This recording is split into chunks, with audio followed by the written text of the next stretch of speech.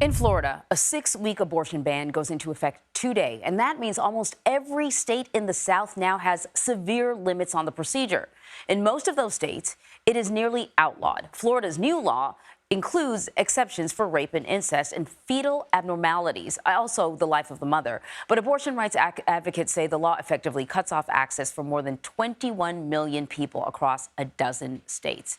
Campaign reporter Nidia Cavazos is joining us now. Talk a little bit more about this. I know you're a campaign reporter, but I just want to talk a little bit more about the law. We sort of outlined why Florida is having an outsized impact almost on the rest of the region because it's the last state to enact such a restrictive law. In fact, a lot of people were traveling to Florida in order to get an abortion, and now they won't be able to do that. So can we just talk a little bit more about the impact of this law? Because it's not just the 6-week ban. There are other things.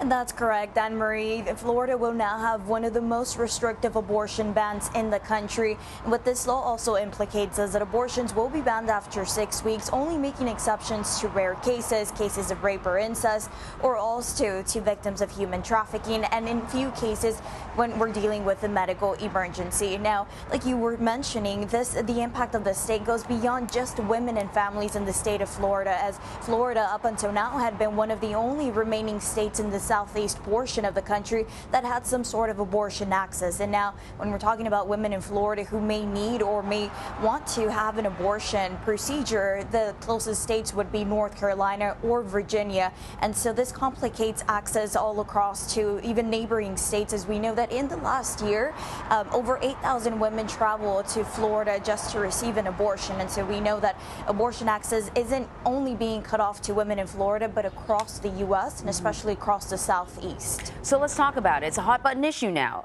Kamala Harris is actually going to Florida today.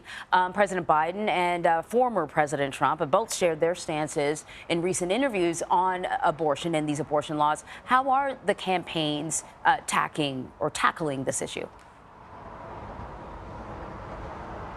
Well, we know that President Biden was also in Tampa, Florida just last week campaigning on reproductive rights. And now we're going to be having the vice president here in Jacksonville also campaigning for abortion access and reproductive rights and freedoms. And this is all part of her tour. And so this goes to show that Democrats across the country and the Biden and Harris campaign are trying to mobilize voters based on this issue that we have now here at hand and front of mind to many people and many women here in the state of Florida. We have the Biden and Harris campaign also heavily spending in a state that normally wouldn't be up for grabs, a state like Florida. They've been dropping ads, and in these ads we hear from President Biden sort of warning women across the U.S. that a second Trump term would also implicate an abortion ban.